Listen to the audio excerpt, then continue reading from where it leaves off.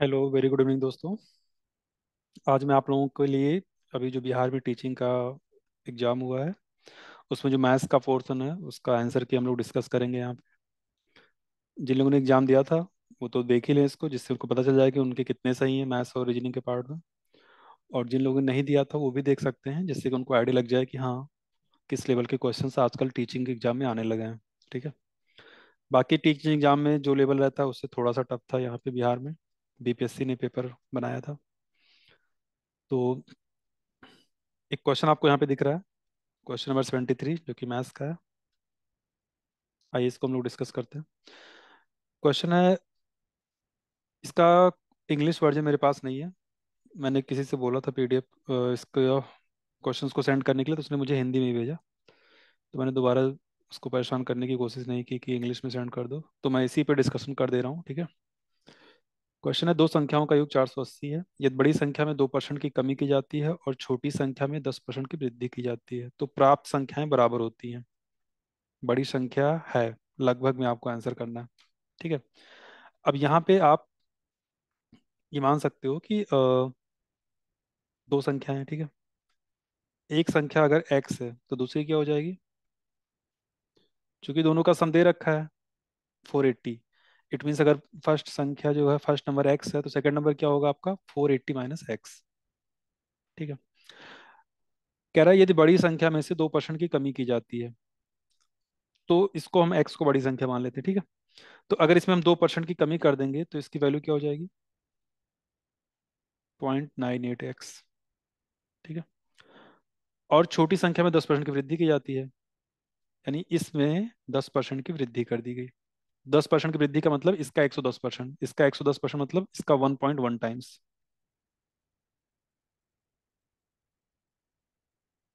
ठीक है। और क्वेश्चन ने क्या बोला कि जब बड़ी संख्या में 2% कमी की जाती है और छोटी संख्या में 10% की वृद्धि की जाती है तो प्राप्त संख्याएं बराबर होती हैं, यानी कि ये और ये क्या है? इक्वल है। अब अगर इसको हम सिंप्लीफाई करेंगे तो 0.98x इक्वल टू 1.1 का जब मल्टीप्लाई होगा 480 से, तो आई थिंक आएगा 528। क्योंकि जो 480 का जीरो से पॉइंट हट जाएगा, 11 to 48 आप कर दोगे, माइनस 1.1x। ठीक है। अब इस -1.1x को आप इधर ट्रांसफर कर दो। ठीक है। तो क्या आ जाएगा? प्लस में आ जाएगा, तो 0.98x और -1.1 इधर आएगा, तो टोटल हो जाएगा आपका 2.08। x equal to 528। अब अगर x की वैल्यू निकालोगे आप, सो 528 अपॉन 2.08। अगर इसमें हम 100 से मल्टीप्लाई कर दें, सो 52800 अपॉन 208। अब इसको हमें सिंप्लीफाई करना होगा। ठीक है। अब सिंप्लीफाई करने के लिए हम इसको डिवाइड कर सकते हैं। 13 से 16 से कर दो। ठीक है। तो 16 1 जा 16 एंड 16 3 जा 48। यहाँ पे आते हैं, 16 3 जा 48, अगेन 16 3 जा 48, यानी 3300।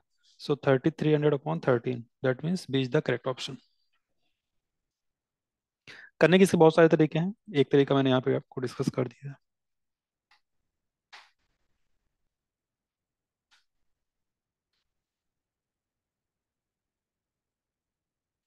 अब जो यहाँ पे ऑप्शंस दिए गए थे वो थोड़े से फ्रैक्शन में थे, अदरवाइज इसको हम बाई ऑप्शन भी कर सकते थे, तो हमारे लिए काफी इजी हो जाता है, बट इस क्वेश्चन में ऐसा नहीं हो पाया। ठीक है। तो 73 का जिन लोगों ने बी ऑप्शन टिक किया था उनका सही है, वेरी गुड।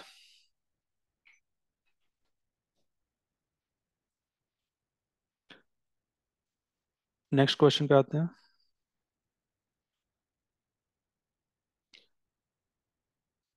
अब वैसे तो 73 के बाद 74 डिस्कस करना था, बट यहाँ पे बगल में 76 दिख रहा है, तो मैं इसको भी डिस्कस कर दे रहा हूँ। ठीक है। देखिए यहाँ पे जी का जो नंबरिंग होती है वो क्या होती है? 7। आर की क्या होती है? 18। आई की क्या होती है? 9। ठीक है। इधर देखें, बी का क्या होता है? 2। एम का क्या होता है? 13। डी का क्या होता है 4। ठीक है, तो इतने से आप आइडिया लगा सकते हो कि -5, -5, -5। ठीक है, यानी आपको समझ में आ गया कि यहाँ पे जो लिखा है सब में हमें -5 कर देना है और ये हमें मिल जाएगा। दैट मीन्स कि हमें यहाँ पे इधर जाना है, तो हम क्या करेंगे, +5। एफ क्या होता है 6, +5 करोगे 11। ठीक है, तो 11 पे क्या आता है आपका, जे के बाद क्या आ जाएगा आपका, के आ जाएगा। ठीक है, यानी यहाँ स्टार्टिंग किससे होगी, के से होगी। ओके, नेक्स्ट क्या है आई, ये क्या होता है 9, तो 9 + 5 14, 14 यानी कि एन। ठीक है, तो ऐसे चेक करते जाना, आई मीन्स आई थिंक आपका ये सेकंड ऑप्शन सही है। ठीक है, ओके, आगे बढ़ते हैं।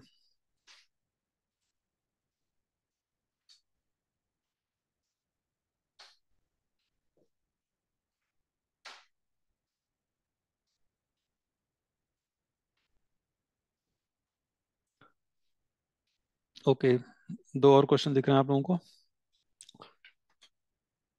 इसमें फाइंड करना नेक्स्ट नंबर क्या है। ठीक है, तो यहाँ पे क्या हो रहा है, यहाँ पे 3/2 का रेशियो चल रहा है। ठीक है, या फिर उसका रिवर्स कर लें तो 2/3। इसका 2/3 करोगे तो क्या मिल जाएगा, 324। ठीक है, इसका 2/3 करोगे क्या मिल जाएगा, 216। इसका 2/3 करोगे तो क्या मिल जाएगा, 144। तो 144 का 2/3,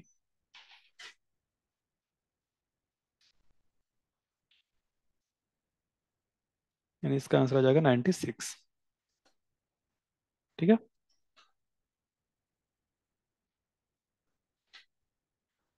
अब आप इसको ऐसे चेक भी कर सकते हो ना, अगर आपको थोड़ा डाउट लग रहा है, 486/324 चेक करो क्या हो रहा है, 324/216 चेक कर सकते हो। ठीक है, तो ये भी आपका 3/2 आएगा, ये भी 3/2 आएगा। ठीक है, यानी कि हमें 3:2 मेंटेन रखना है।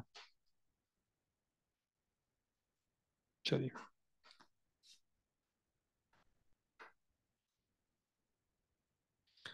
यहाँ पे क्या कह रहा है, प्रयागराज से पटना जाने के 5 रास्ते हैं। ठीक है, प्रयागराज से पटना के कितने रास्ते हैं, 4, सॉरी 5, और 4 मार्ग पटना से कोलकाता जाने के हैं। तो पटना होते हुए प्रयागराज से कोलकाता जाने के कितने संभव रास्ते होंगे, तो यहाँ से यहाँ तक के लिए हो जाएगा 5C1, यानी कि 5 × 4, यानी कि आपका आंसर आ जाएगा 20। नेक्स्ट क्वेश्चन पे आते हैं।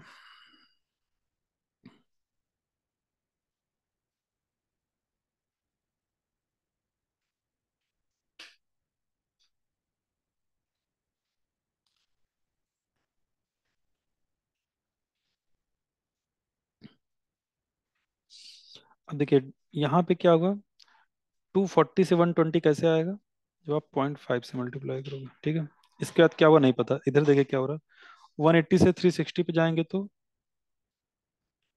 2 टाइम्स, 360 से 900 पे कितना हो रहा है, 36×9 = 72, हाँ, 2.5 टाइम्स।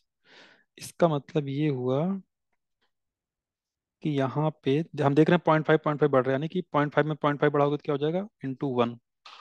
और यहाँ पे क्या होगा, ×1.5। अब 120 में ×1 करेंगे तो क्या आएगा, 120 ही आएगा। अब आप आगे का चेक कर लो कि वो सेटिस्फाई हो रहा है कि नहीं, 120 में 1.5 से मल्टीप्लाई करोगे तो 180 आएगा, यस, यानी कि 120 आपका सही है। 78 क्या कह रहा है, सर्वाधिक उपयुक्त कथन का चयन, हर वर्ग आयत है, राइट। कोई वृत्त अति प्रबल नहीं है, हाइपरबोला, ओके, हाँ सही कह रहा है। ठीक है, तो जैसे ही दो ऑप्शन ठीक हो तुरंत आपको क्या लगा देना है, तुरंत आपका जो राइट ऑप्शन हो गया वो डी हो गया, क्योंकि जब एक से अधिक रहता है तो हम डी ऑप्शन टिक करते हैं, आगे का देखना ही नहीं है आपको।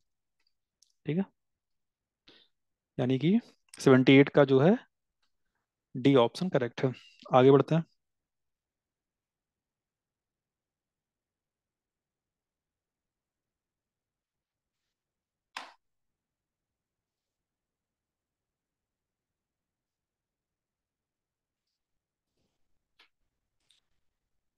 नेक्स्ट क्वेश्चन आपकी स्क्रीन पे आ चुका है।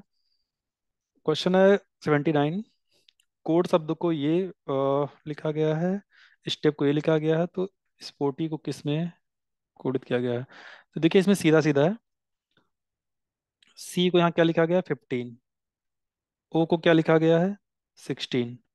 डी को क्या लिखा गया है, 19। और ई को क्या लिखा गया है, 91। ठीक है, यानी यहाँ से आप बता सकते हो सी को लिखा गया है 15, ओ को लिखा गया है 16, डी को लिखा गया है 19 और ई को लिखा गया है 91।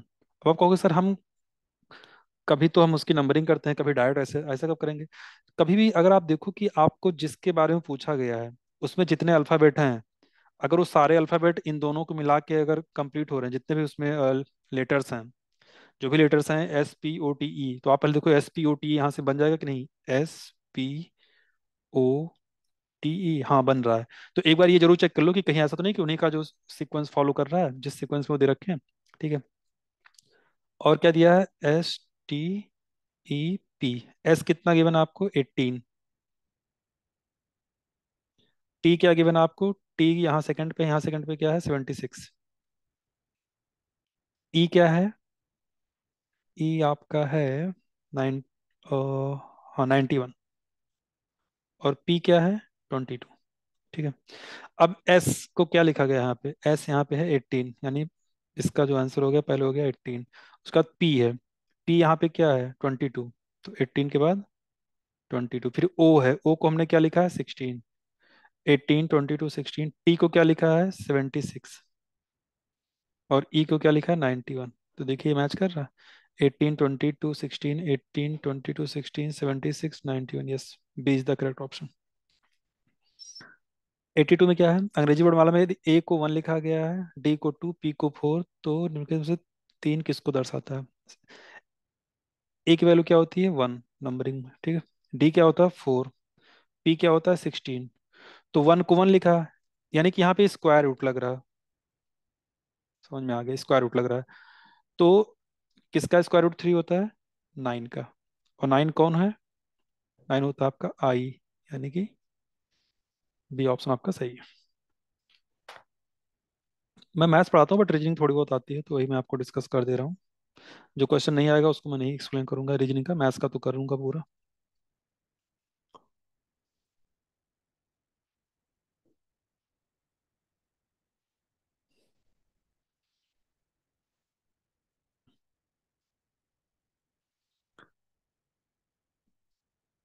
चलिए नेक्स्ट क्वेश्चन पे आते हैं। इसको मैं रफ कर दूं पहले।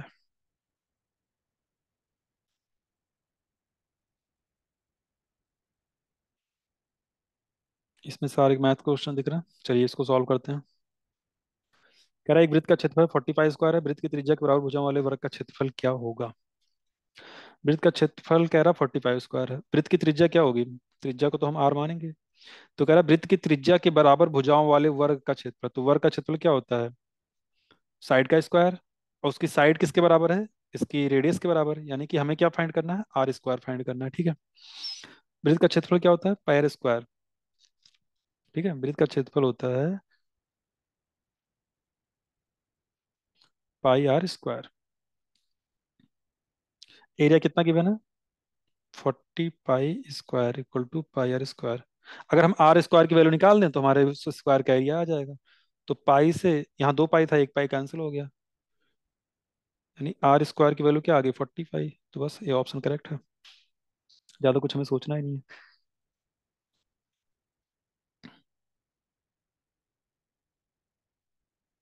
यहाँ पे था ये कि कोई सर्कल है जिसकी रेडियस आर है, तो इसी जो आर रेडियस है ना, उसी से हमें एक स्क्वायर बनाना है और उसका एरिया फाइंड करना है।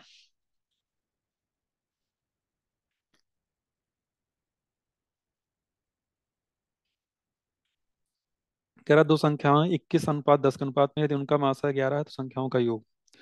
अब कोई दो संख्याएं 21 अनुपात 10 के अनुपात में है, इसका मतलब क्या होगा कि अगर पहली संख्या 21 एक्स है तो दूसरी संख्या 10 एक्स होगी। अब HCF होता क्या है, HCF होता है हाईएस्ट कॉमन फैक्टर, यानी कि वह बड़ा से बड़ा नंबर जो इन दोनों को डिवाइड कर सके। तो अभी जैसा आपको यहाँ पे दिख रहा है, इन दोनों को कौन डिवाइड कर सकता है, तो आप कहोगे सर इन दोनों को एक्स डिवाइड कर सकता है, यानी कि इन दोनों का जो HCF है वो क्या होगा, एक्स होगा। और वो हमें गिवन है कितना, 11। तो ये संख्या क्या हो जाएगी, 21 इंटू 11 और ये क्या हो जाएगी, 10 × 11, ठीक है। तो ये हो जाएगी 231, और ये 110, यानी 341।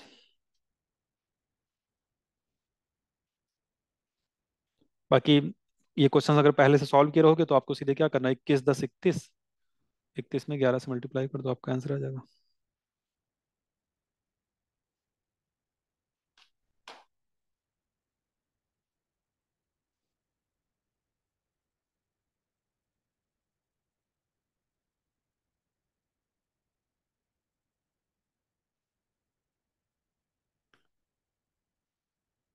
चलिए नेक्स्ट क्वेश्चन पे आते हैं।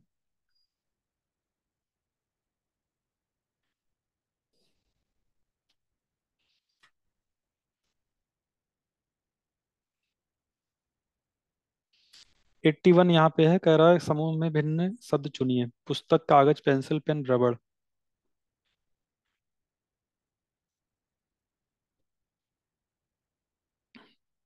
सब तो एक ही जैसे लग रहे हैं।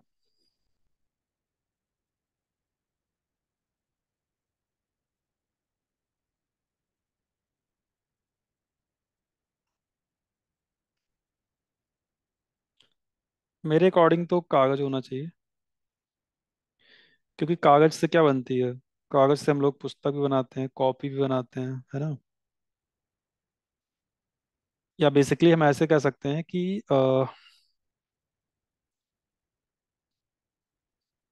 कागज कोई फाइनल प्रोडक्ट नहीं है इससे, जैसे मान लो आप कॉपी बनाओगे, ठीक है, या बुक बनाओगे, या कुछ और भी चीज बना सकते हो। ये बेसिकली एक तरीके से समझ सकते हैं रॉ मटेरियल है। तो बाकी पुस्तक हम लोग डायरेक्ट यूज करते हैं, पेंसिल भी यूज करते हैं, पेन भी यूज करते हैं, रबड़ भी यूज करते हैं। कागज हम कोई डायरेक्ट यूज करते नहीं, या तो इस कागज की कॉपी बनेगी तो यूज करेंगे।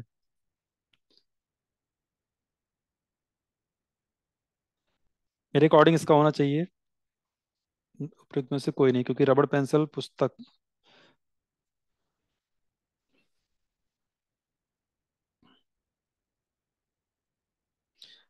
एक एक ऑप्शन और हो सकता है यहाँ पे, पॉसिबिलिटी, या फिर ऐसा कह सकते हैं कि पेंसिल, पेन, रबड़, कागज, ये सारी चीजें हम लोग लिखने लिखने में यूज करते हैं, ठीक है, मतलब इससे लिखते हैं या इससे मिटाते हैं, ये सारी चीजें।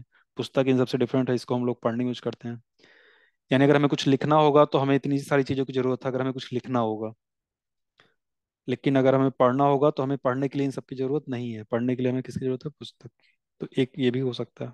बट मैं श्योर नहीं इसमें क्या आंसर होगा, वो आपको जब आंसर क्या आएगा तो पता चल जाएगा। नेक्स्ट पे आता हूँ। एक स्मार्टफोन को P रुपए में बेचने पर 10% का लाभ होता है, और स्मार्टफोन को Q रुपए में बेचने पर 4% की हानि होती है। PQ दो है, ठीक है। P बेचने पर 10% का लाभ होता है।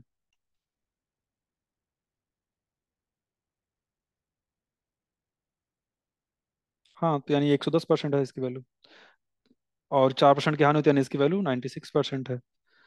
तो P रेशियो की निकालें 110/96। इसको फर्दर सिंप्लीफाई करोगे तो 55/48 आ जाएगा। यानी ये भी सही है और ये भी सही है। तो उपयुक्त में से एक से अधिक। इसके दो दो ऑप्शन सही निकल रहे हैं, तो आपको फिर यही टिक करना होगा, क्योंकि एक में सिंप्लीफाई नहीं किया, एक में सिंप्लीफाई किया, बट सही तो दोनों है। ठीक है, आगे बढ़ते हैं।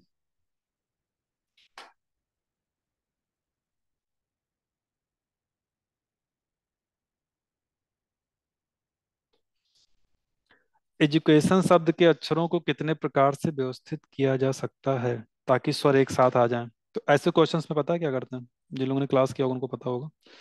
पहले अगर कह रहा है स्वर एक साथ आ जाए, यानी वॉवल्स एक साथ हैं, तो उनको एक साथ कर लो पहले। कौन कौन से वॉवल्स हैं, ई है, यू है, ए है, आई है, और ओ है। इनको एक बॉक्स में कर लो। जो जो बच रहे हैं उनको अलग से लिख लो, कौन कौन बच रहा है, डी, सी, टी, और एन। पहले बॉक्स कौन काउंट करते हैं, 1 2 3 4 5, तो फैक्टोरियल 5। अब बॉक्स के अंदर जाएंगे, उनको अरेंज करेंगे, 1 2 3 4 5, फैक्टोरियल 5। फैक्टोरियल 5 यानी कि इसकी वैल्यू होती है 120। अब जिन लोगों ने टॉपिक नहीं पढ़ा है तो उनको तो पूरा एक्सप्लेन करना पड़ेगा बेसिक से, तो मैं भी वहां पे वो नहीं कर रहा हूँ। ठीक है। कितने स्क्वायर है तो बहुत ईजी होता है, आप क्या कर लो, नंबरिंग कर लो, 1 2 3 4। इधर भी 1 2 3 4। ठीक है। तो 4 × 4 16, 3 × 3 9, 2 × 2 4, 1 × 1 1। तो 1 + 4 + 9 + 16, 30 आ जाएगा।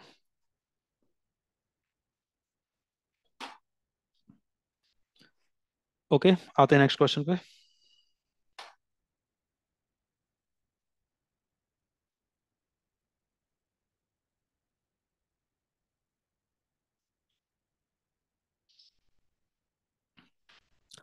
86 करा, निम्नलिखित भिन्नों को आरोही क्रम में व्यवस्थित कीजिए। आरोही यानी कि बढ़ते क्रम में। ठीक है। अब यहाँ पे 18 है, यहाँ 36, यहाँ 45, यहाँ 60, इनका एलसीएम क्या हो जाएगा, 180। तो सबको 180 बनाना है। 18 को 180 बनाने के लिए किससे मल्टीप्लाई करोगे, 10 से, लेकिन नीचे 10 से मल्टीप्लाई करोगे तो ऊपर भी करना पड़ेगा। यहाँ 5 से करोगे, यहाँ 4 से करोगे, और यहाँ 3 से करोगे। तो ये क्या बन जाएगा, 130/180। ये क्या बन जाएगा, 145/180। ये क्या बन जाएगा, 164/180। और ये क्या बन जाएगा, 153/180। तो अगर डिनोमिनेटर सेम है तो जिसका डिनोमिनेटर सबसे बड़ा हो नंबर सबसे बड़ा। तो सबसे कौन है, 164 थर्ड पे है, 41/45 यानी सबसे बड़ा 41/45, इन दोनों में से कोई एक शुरुआत होगा। सेकंड पे कौन आएगा, 153 यानी 51/60, या यहाँ पे है। ठीक है। थर्ड फॉलो कर रहा है कि नहीं, थर्ड पे कौन आएगा, 145 यानी कि 29/36। हाँ, यही सही है, सी ऑप्शन। ठीक है। एक व्यक्ति अंडों को इस प्रकार टोकरी में रखता है कि प्रत्येक कार्मिक दिन पर रखे जाने वाले अंडों की संख्या पहले से टोकरी में मौजूद संख्या के बराबर है। अब देखो, जब सपोज कि कोई टोकरी है, उसमें एक अंडा है। ठीक है। तो जब आप अगले दिन जाओगे तो उस टोकरी में कितना अंडा रखोगे, तो आपको उतना अंडा रखा जितना रखना है जितना उसमें पहले से मौजूद है। तो यहाँ पहले से कितना मौजूद है, एक। तो आप कितना अंडा रखोगे इसमें, एक और रखोगे। तो एक और रखोगे तो अब टोटल कितने हो जाएंगे, दो। ठीक है। और जब आप तीसरे दिन पहुंचोगे तो देखोगे टोकरी में दो अंडा है। तो टोकरी में दो अंडा है, इट मीन्स कि अब आपको कितना अंडा रखना पड़ेगा, दो। तो ये कितना हो जाएगा, चार। ठीक है। अब नेक्स्ट डे जब आप जाओगे तो आप देखे ही थे यहाँ पे कितना अंडा था, चार था। तो आप कितना रखोगे, फिर से चार रखोगे, तो चार चार कितना हो जाएगा, आठ। यानी आप देख पा रहे हो, पहले दिन एक अंडा था, अगले दिन आप गए तो एक अंडा और रख दिए, क्यों, क्योंकि जितना पहले से था उतना ही रखना था, तो दो हो गया। अगले दिन आप जब फिर से गए तो देखा दो था, दो और रख दिया तो चार हो गया। अगले दिन आप फिर से गए तो आपने देखा कि चार था तो आपने चार और रख दिया तो कितना हो गया, आठ। नेक्स्ट डे जब आप फिर गए तो आपने देखा आठ पहले से था तो आठ और रख दिया, कितना हो गया, 16। यानी यहाँ पे देख रहे हो कि अगर ये रूल फॉलो किया जाए कि प्रत्येक कर्मिक दिन पर रखे जाने वाले अंडों की संख्या पहले से टोकरी में मौजूद संख्या के बराबर है, तो इसमें हर पर डे क्या होगा, पर डे डबल होता जाएगा। ठीक है। या रिवर्स ऑर्डर में कहें तो पर डे क्या होता जाएगा, हाफ होता जाएगा। यानी अगर पहले 16 था तो उसके एक दिन पहले कितना रहा होगा, आठ। उसके एक दिन पहले कितना रहा होगा, चार। यानी अगर कोई हमसे कहे कि आज टोकरी में 100 अंडा है, बताओ कल कितना था, तो हम कह देंगे कल था 50। कोई पूछे उसके एक दिन पहले और कितना था, तो हम कह देंगे 25। ठीक है, ये चीज हमको समझ में आनी चाहिए। अब इसको हम कैसे सॉल्व करेंगे, इस प्रकार टोकरी 24 दिन में पूरी भर जाती है। कितने दिनों के बाद टोकरी एक चौथाई भरी थी। ठीक है। हमें नहीं पता कि टोकरी में कितना अंडा है, लेकिन ये पता है कि 24 दिन में पूरी भर जाती है। ठीक है। अगर हम यही मान लें कि 24 दिन में टोकरी में 100 अंडा था। ठीक है। तो कह रहा है कितने दिनों के बाद टोकरी एक चौथाई भरी थी, यानी कि हमें ये पता करना है कि उसमें 25 अंडा कब था। तो अगर 24 दिन बाद उसमें 100 अंडा था तो 23 दिन में कितना रहा होगा, 100 का आधा 50। ठीक है। 22 दिन में कितना रहा होगा, 50 का आधा 25। अब देखो एक चौथाई हो गया कि नहीं, यस। तो एक चौथाई कब था, 22 दिन पे। तो कुछ क्वेश्चन ट्रिक से भी लगाते हैं, ऐसे बेसिक से हर क्वेश्चन लगाओगे तो बहुत टाइम लग जाएगा। आते हैं नेक्स्ट क्वेश्चन पे।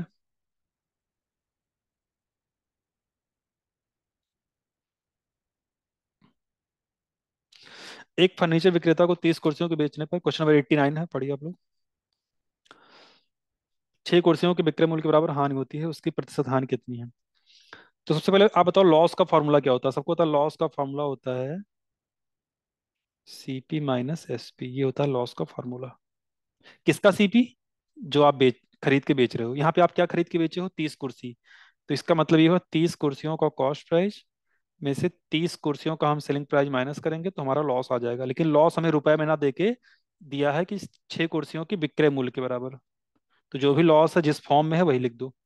अब 30 SP को उधर ट्रांसफर करेंगे, तो 30 CP, 30 SP उधर जाएगा, 6 में ऐड होके कितना हो जाएगा, 36 SP। अब सीपी को उधर भेज दो या 36 को भेज दो, बात एक ही है, ठीक है। अगर एसपी को मिडल ना है तो सीपी, एसपी यहाँ मल्टीप्लाई में था, 36 एसपी का मतलब क्या, 36 × एसपी। और 30 को उधर भेज देंगे तो डिवाइड में जाएगा, क्योंकि इधर मल्टीप्लाई में था। अब सीपी हमें 36 दिख रहा है, एसपी कितना दिख रहा है, 30। कितने का लॉस हुआ, 6 का। लॉस परसेंट का फॉर्मूला क्या होता है, लॉस अपॉन सीपी इंटू 100। तो लॉस हुआ 6 का, सीपी था 36 बटे 100। अब ये 100/6 आ गया, दैट मीन्स 16 सही 2/3। क्यों, क्योंकि ये 50/3 हो जाएगा, और 50/3 को जब हम सिंप्लीफाई करेंगे तो आ जाएगा 16 सही 2/3%। ए इज द करेक्ट ऑप्शन। ठीक है। अब इसको 92 को देखते हैं, लॉग का यूज करके भी सॉल्व कर सकते हो, वैसे डायरेक्ट ऑप्शन से भी कर लो। अगर जीरो रखोगे, एक्स की वैल्यू अगर जीरो है तो क्या हो जाएगा, एक्स यहाँ अगर जीरो रखोगे तो बचेगा 4 की पावर 1 प्लस 4। तो ऐसे तो 8 आएगा, जबकि आना क्या चाहिए 10। 1/2 रखो अगर, तो 4 की पावर 1/2 प्लस 1 यानी 3/2। और 1 - 1/2 यानी कि 1/2। ये आ सकता है, 4 को क्या ले सकते हैं, 2 का स्क्वायर। और 4 का पावर 1/2 का मतलब 4 का स्क्वायर रूट, तो वो क्या हो जाएगा, 2 हो जाएगा। अब यहाँ 2 के पावर 2 × 3/2 जब करोगे तो 2 से 2 कैंसिल, क्योंकि पावर के ऊपर पावर रहती है तो पावर मल्टीप्लाई हो जाता है। तो 2 से 2 कैंसिल हो गया, यहाँ क्या बचेगा, 2 का क्यूब यानी 8 + 2, यानी कि इसमें 10 आ रहा है। ठीक है, तो आपका बी ऑप्शन करेक्ट है। आगे बढ़ते हैं।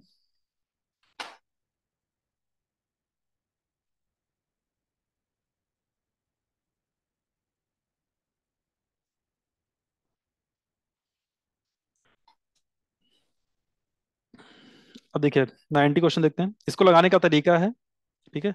बट उसमें क्वाड्रेटिक क्वेश्चन बनेगी। अगर आप क्वाड्रेटिक क्वेश्चन नहीं बनाना चाहते तो क्या करोगे, क्वेश्चन है 2 अंकों की एक संख्या में के अंकों का गुणनफल 36 है। 2 अंक की कोई संख्या है, जब उनके अंकों को मल्टीप्लाई करते हैं तो 36 आता है। यदि संख्या में से 45 घटा दिया जाए तो अंक आपस में बदल जाते हैं, संख्या क्या है। अब पहले अगर हम यहाँ पे देखें तो इसमें चार और 9 को मल्टीप्लाई करने पे क्या आएगा, 36 आएगा। हाँ, यानी ये ऑप्शन तो हो सकता है। लेकिन यहाँ पे 7 × 21 आएगा, ये ऑप्शन तो ऐसे ही कैंसिल हो गया। 8 × 4 = 32, ये भी कैंसिल हो गया। अब इसी 49 को चेक कर लें, इसमें से 45 घटाओगे तो क्या आएगा, 45 घटाने पे क्या आ रहा है, 45 घटाने पे आ रहा है 4। यानी कि ऐसा नहीं हुआ, 45 घटाने पे उनके अंकों का स्थान बदला नहीं। अंकों का स्थान बदलने का मतलब क्या, कि 49 हो तो 94 हो जाए। ठीक है। अब वो सही संख्या पता है क्या, 94। 94 एक ऐसा नंबर है जिसके अंकों का गुणनफल 36 है, मल्टीप्लाई करोगे तो 9×9 = 36। और अगर इसमें से आप 45 घटाओगे ना तो क्या आएगा, 49 आएगा। यानी 94 था, 45 घटाने पे क्या हो गया, 49 हो गया। देखो बदल गया कि नहीं, 9 4 था, 4 9 हो गया, बदल गया। यानी इसका अगर ऑप्शन में 94 होता तो हम 94 टिक करते, बट ऑप्शन में 94 है नहीं। ठीक है, तो इसमें क्या होगा, उपयुक्त में से कोई नहीं, नन ऑफ दीज। क्लियर है। 93 देखते हैं। x³ - 3x² प्लस x + 2 को एक बहुपद gx से विभाजित करने पर भागफल और शेषफल क्रमशः इतना और इतना है, तो gx क्या है। तो आपको एक चीज पता होगा कि जो आपका डिवाइजर होता है, ठीक है,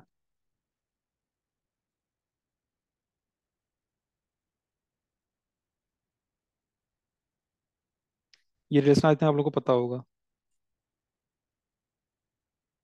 ठीक है, जो भाजक भाज्य भागफल और शेषफल का रिलेशन होता है। ठीक है, तो इस रिलेशन से अगर इसको हम फॉलो करें, जैसे देखो होता क्या है, मान लो अगर मैं कहूँ कि 13 में 4 से डिवाइड करने पे क्या आएगा, तो यहाँ पे क्वेश्चन आपका 3 हो जाएगा, रिमाइंडर बना जाएगा। तो इसमें रिलेशन क्या होता है, यानी 13 को आप क्या ले सकते हो, 13 को आप ले सकते हो 4 × 3 + 1। ठीक है, तो इसी बेसिस पे हमें इसको सॉल्व करना है। अब हमें यहाँ पे 13 दिया है, 1 दिया है, 3 दिया है, 4 फाइंड करना है। ठीक है, तो उसी फॉर्म में उसको कन्वर्ट कर लेते हैं। तो यहाँ पे क्या है, x³ - 3x² + x + 2। Equal to G X into X square minus X plus one plus minus two X plus four. ठीक है, इस पूरे को आप सॉल्व करोगे, minus two X plus four को उधर ट्रांसफर कर दोगे तो क्या मिल जाएगा, X cube minus three X square plus X था, माइनस टू एक्स जाके एक प्लस टू एक्स हो जाएगा तो हो जाएगा plus three x plus two, plus four इधर आएगा तो माइनस फोर हो जाएगा तो यहाँ दे देगा माइनस टू।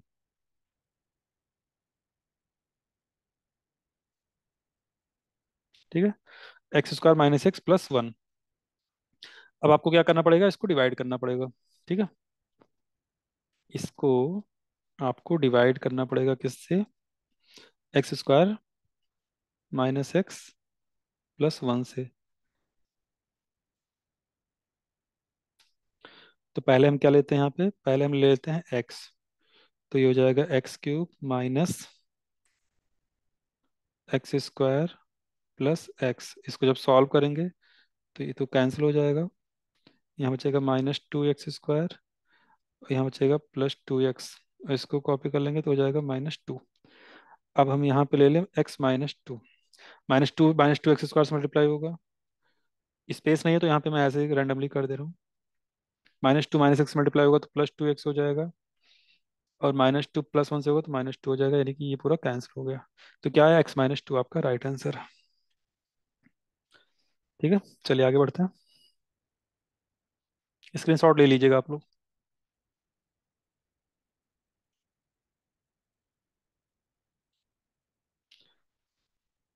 दिया है A plus B plus C equal to zero, तो A square upon B C plus B square upon C A plus C square upon A B की वैल्यू फाइंड करनी है। ओके, तो इसका एलसीएम क्या हो जाएगा, इसका एलसीएम हो जाएगा ए बी सी। तो बी सी से ए बी सी में डिवाइड करोगे तो बचेगा ए, उस ए से ऊपर मल्टीप्लाई करेंगे तो हो जाएगा ए क्यूब, ऐसे यहाँ पे हो जाएगा बी क्यूब और हो जाएगा सी क्यूब। ठीक है, तो यहाँ पे क्या दिया है, A plus B plus C equal to zero. तो आपने पढ़ा होगा अलजेब्रा में, A plus B plus C equal to अगर जीरो है तो A cube plus B cube plus C cube क्या होता है, थ्री ए बी सी के इक्वल हो जाता है। अब जिसने नहीं पढ़ा होगा वो उसके माइंड में क्लिक ही नहीं करेगा कि क्या करूँ यहाँ पे। ठीक है, डायरेक्ट लिखा रहता है अलजेब्रा में, कभी पढ़ोगे, if A plus B plus C equal to zero then A cube plus B cube plus C cube equal to three A B C. एक खिलौना एक शंकु आकार का है जो 7 सेंटीमीटर व्यास वाले एक अर्धगोले पर चढ़ा हुआ है। खिलौने की ऊंचाई 14.5 सेंटीमीटर है, तो खिलौने का आयतन क्या है, आपको ये फाइंड करना है। तो ये कोई अर्धगोला है, ठीक है, फिगर उतना अच्छा नहीं बन रहा, उस पर मत जाइएगा। और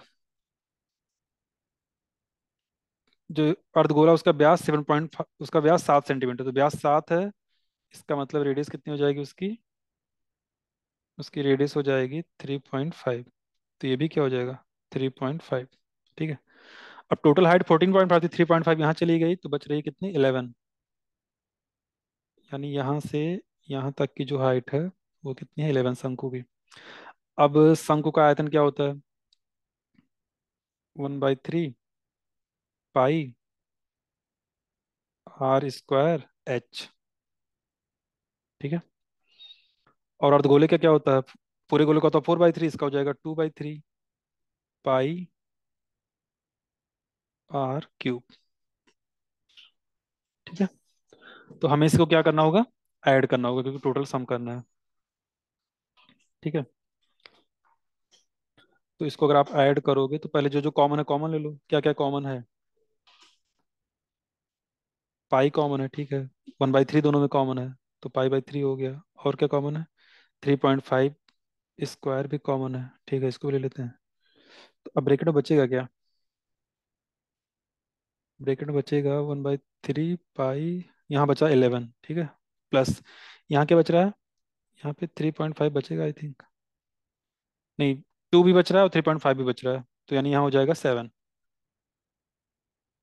ठीक है, यहाँ क्या हो जाएगा 7। अब इसमें मैं एक दो स्टेप स्किप कर दिया हूँ, आप लोग बस ये समझो कि इन दोनों को ऐड कर देना, ठीक है, आप जैसे भी कर पाओ, मैं थोड़ा जल्दी कर रहा हूँ इसलिए मैं ऐसा कर रहा हूँ।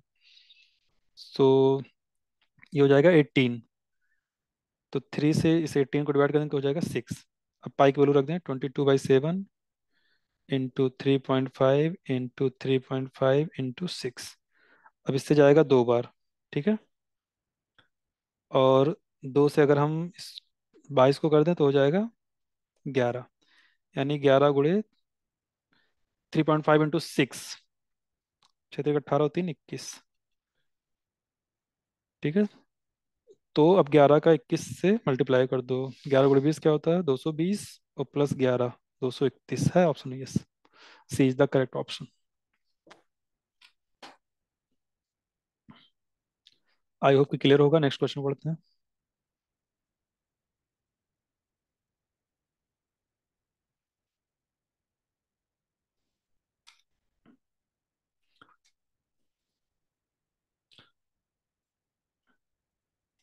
ये तो सिंपल है। किसी क्लब में सभी सदस्य या तो तंबोला या रमी में भाग लेते हैं। 320 रमी में, 350 तंबोला में और 220 दोनों में। तो क्लब में कितने सदस्य हैं? ठीक है। तो 320 रमी में, 350 तंबोला में, कितना हो गया ये? 670। ठीक है।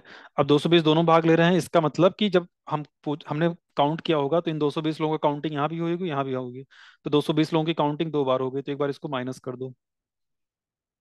तो कितने लोग आ गए? 450। के किस मान के लिए समीकरण निकाय का एक ही हल होगा? तो एक ही हल होने का मतलब ये हुआ यहाँ पे यूनिक सोल्यूशन। और यूनिक सोल्यूशन केस में क्या होता है? a1/a2 is not equal to b1/b2। ठीक है। देखो होता है ना, a1x plus b1y plus c1 = 0। इधर a2x plus b2y plus c2 = 0। तो a1/a2 should not be equal two upon b1/b2। तो a1/a2 क्या आ जाएगा? a1 की वैल्यू 1 है। a1 मतलब x का कोफिशिएंट यहाँ पे 1, 1/3, नॉट इक्वल टू b1 क्या है? -k, और b2 क्या है? 2। तो अगर इसको सॉल्व करें तो 2/3 हो जाएगा, माइनस लग जाएगा। यानी के -2/3 नहीं होना चाहिए। ठीक है। यानी के की वैल्यू -2/3 नहीं हो।